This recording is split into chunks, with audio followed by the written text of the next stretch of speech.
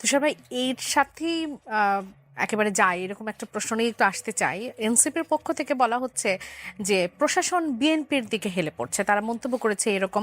এবং যেমন দক্ষিণাঞ্চলের মুখ্য সমন্বয়ক হাসনাত আবদুল্লাহ তিনি বলেছেন যে দীর্ঘদিন ফ্যাসিবাদ বিরোধী আন্দোলনে নির্যাতিত বিএনপি ক্রমেই জুলাই আন্দোলনের বিরোধীদের কাছে হাইজ্যাক হয়ে যাচ্ছে, এমন কথা বলেছেন। এবং সেই সাথে বলেছেন যে প্রশাসন যদি কেবল বিএনপিকেই সহযোগিতা করে তবে নির্বাচনের দরকার নেই। নাসির উদ্দিন পাটোয়ারি তিনি অভিযোগটি মূলত করেছেন যে বিএনপির দিকে প্রশাসন হেলে যাচ্ছে। আপনার পর্যবেক্ষণ কি বলে? এরকম কোনো কিছু কি দেখতে পাচ্ছেন? আমার কাছে সেরকম ওভার্টলি কিছু হচ্ছে বলে মনে হয় নাই। তবে আমার বেশ মজা লাগে এই কথাগুলি শুনতে। এই যাদের নাম আপনি বললেন, এরা একসময় জামাতে ইসলামের প্রবল সমালোচনা করেছিল। ওরা সবাই মিলে জামাতের দিকে হেলে পড়ল।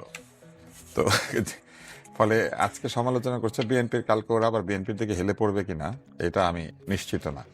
তবে হেলে পড়ার অভিযোগটা সবাই দেখবেন করবে। তিন পক্ষ, চার পক্ষ, যত পক্ষ আছে দেখবেন সবাই হেলে পড়ছে, এরকম একটা অভিযোগ করবে। তো ভানুর একটা কৌতুক ছিল, ছোটবেলায় আমরা ভানুর কৌতুক শুনতাম, এখন ভানুকে কেউ চেনে না। তো ফোন করেছে, বলে হ্যালো হ্যালো, তো ভানু বলে হেলসি তো। তো আরো হ্যালো বলে, বলে হেলতে হেলতে আর কত হেলমো, হেলতে হেলতে তো শুইয়া পড়লাম। তো এখন সরকার যদি হেলে পড়ে তাহলে আমাদের অপেক্ষা করতে হবে যে হেলতে হেলতে কবে শুইয়া পড়ে। তো শুইয়া পড়তেই হবে নির্বাচনের পরে, কারণ এই সরকার তো থাকবে না, নির্বাচনের পরে নতুন সরকার আসবে।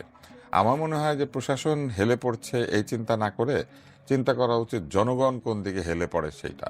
তো জনগণকে যদি ওনারা নিজেদের দিকে হেলাতে পারেন তাহলে আগামী 38 দিন বা 40 দিন সরকার যেদিকে হেলুক কি আসে যায়, নির্বাচনের দিক সমস্ত হেলে পড়বে তাদের দিকে।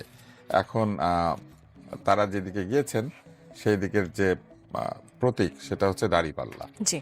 দাঁড়িপাল্লার একটা বিষয় আছে, দাঁড়িপাল্লা সমান সমান হতে হয়, একদিকে বাটখারা আরেকদিকে আপনি যেটা মাপছেন সেটা। জি। কিন্তু ভোটের দাঁড়িপাল্লা কিন্তু হেলতে হয়। ফলে ভোটের দাঁড়িপাল্লা হচ্ছে অনেকটা বিচারের দাঁড়িপাল্লার মতো, একদিকে একটু হেলে থাকে, জনগণ যেদিকে বেশি ওঠে।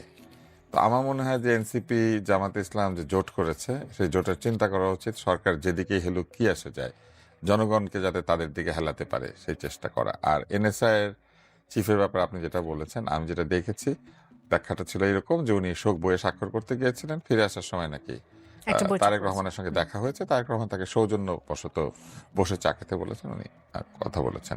যে বিষয় মানে গোয়েন্দা সংস্থার বৈঠক যেটা গোপনে না হয় ওপেনে হয়, হ্যাঁ, সেটা নিয়ে এত চিন্তা করার কি আছে, এটা সামনে হয়েছে। আমাদের বিব্রত হওয়ার এই জন্য কারণ নেই বলে আমি মনে করি যে যে আম, বৈঠক সবার সামনে হয় সেটা তো গোয়েন্দা বৈঠক না।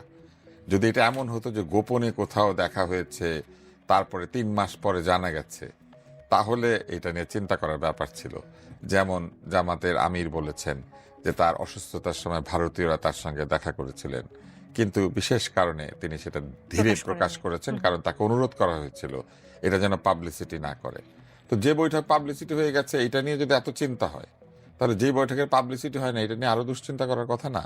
কিন্তু সেই দুশ্চিন্তা আমার মনে হয় রবি ভাইরা করে নাই, তারাই নেতা আমার মাথা কামাচ্ছে না। আমার একটা সহজ পরামর্শ, জনগণকে আস্থায় নেন, জনগণ যদি পছন্দ করে তাহলে কে কাকে ঠেকাবে। আর জুলাই বিপ্লবের বিরোধীরা বিএনপিকে দখল করে ফেলছে এটা যদি তারা মনে করেন, তাহলে জুলাই বিপ্লবের বিরোধীরা কাকে দখল করার চেষ্টা করছে তারা না বলছেন সেটাও যে বলতে হবে। হাইজ্যাক হয়ে যাচ্ছে বিএনপি এখন ধরেন জুলাই বিএনপি বিরোধীদের যদি দিকে। হাইজ্যাক হয়ে যায় তাদের তো খুশি হওয়া উচিত যে বিএনপি হাইজ্যাক হয়ে যাচ্ছে, তাদের দিকে যারা জুলাই বিপ্লবে সবাই আছে।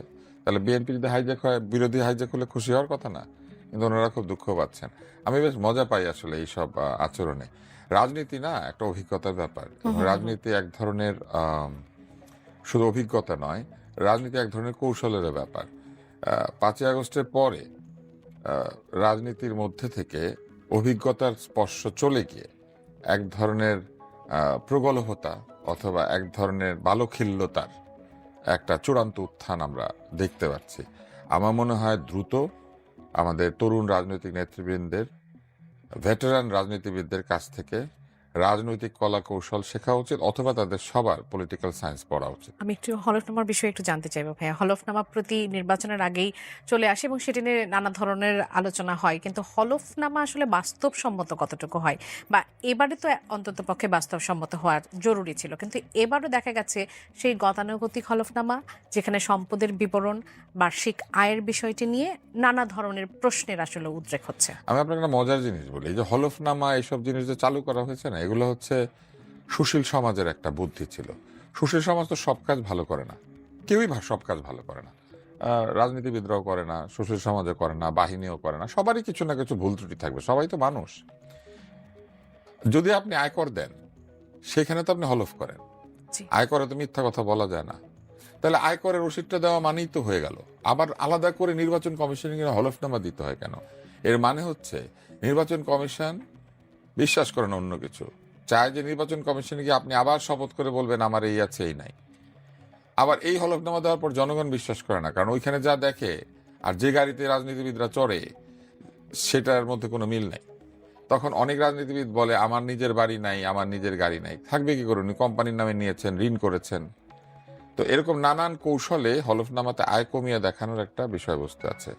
তার চাইতে একটা কাজ করে দেন না, যে আপনার যদি এত কোটি টাকা থাকে, তাহলে একটা নির্দিষ্ট অঙ্কের ফি দিয়া করতে হবে, বলে ইলেকশন করতে হবে। আচ্ছা। হ্যাঁ, তাহলে দেখবেন যে বড় লোকরা সব এগিয়ে আসবে। তখন এক বিরাট হইচই শুরু হবে, যাই আমরা কি শুধু বড় লোকদের জন্য করব?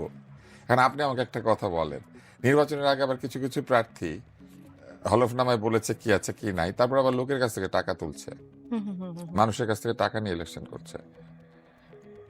এই টাকার অডিট হবে? এই টাকার হিসাব জনগণের কাছে পাই পয়সা পৌঁছাবে?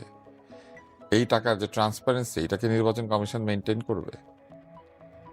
আপনি বলেছেন যে 25 লক্ষ টাকার বেশি নির্বাচনে খরচ করা যাবে না। একজন প্রার্থী 47 লক্ষ টাকা তুলেছেন, ওনার তো এখনই ওই 25 লক্ষের উপরে যে আরো 22 লক্ষ, সেই 22 লক্ষ এখনই ফেরত দেওয়ার কথা। উনি কি সেটা দিচ্ছেন? ফলে এসব হলফনামা না এক ধরনের কৌতুক। এটা প্রত্যেক নির্বাচনের আগে পত্রপত্রিকার প্রথম পাতায় ছাপার জন্য একটা সুবিধা করে দিয়েছে সুশীল সমাজ। প্রথম পাতায় গ্রাফ ছাপা হবে, কার টাকা বেশি, কার শিক্ষাগত যোগ্যতা কি, কার এটা কি, কার ওইটা কি। তারপরে যে মুহূর্তে নির্বাচন হয়ে যাবে, যার শিক্ষাগত যোগ্যতা নাই বলা হয়েছিল, যার হলফনামায় ভুল হয়েছিল বলা হয়েছিল, মনে করেন উনি তথ্যমন্ত্রী হয়েছেন, ফুলের তোড়া হাতে সমস্ত তথ্য বিষয়ক লোকেরা তার কাছে গিয়ে হাজির হবেন, ওনার জন্য ফুল সদৃশ তৈল অথবা তৈল সদৃশ ফুল লইয়া হাজির হইবেন।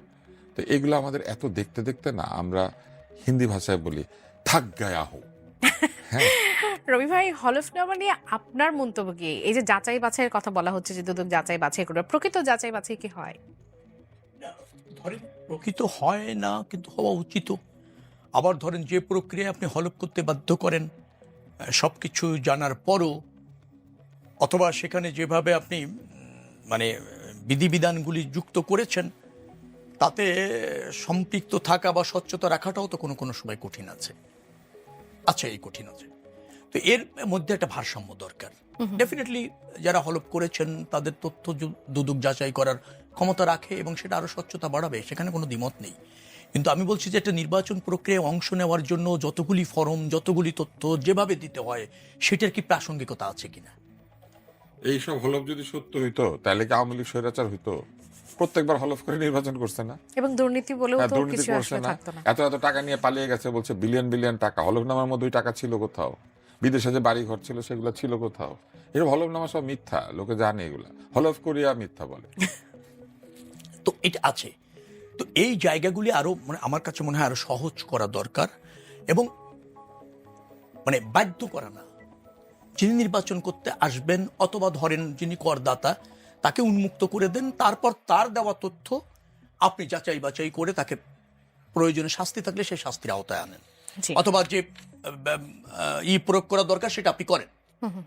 কিন্তু সে জায়গায় আমরা না, আমরা অনেকগুলি প্রাতিষ্ঠানিক মানে প্রসিডিউরগুলি এমনভাবে করা হয়েছে, তো সেখানে আমলাতন্ত্র অথবা একজন মানুষকে একেবারে মানে নাজেহাল করার একটা প্রক্রিয়া আছে। এই নাজেহাল হতে না গিয়ে সে তখন অন্য অন্য দরজা খোঁজে, অন্য অন্য ওয়েগুলিতে তখন সে যেতে চায়। তো এই জায়গাগুলি আরো ট্রান্সপারেন্ট হলে ভালো হয়। জি।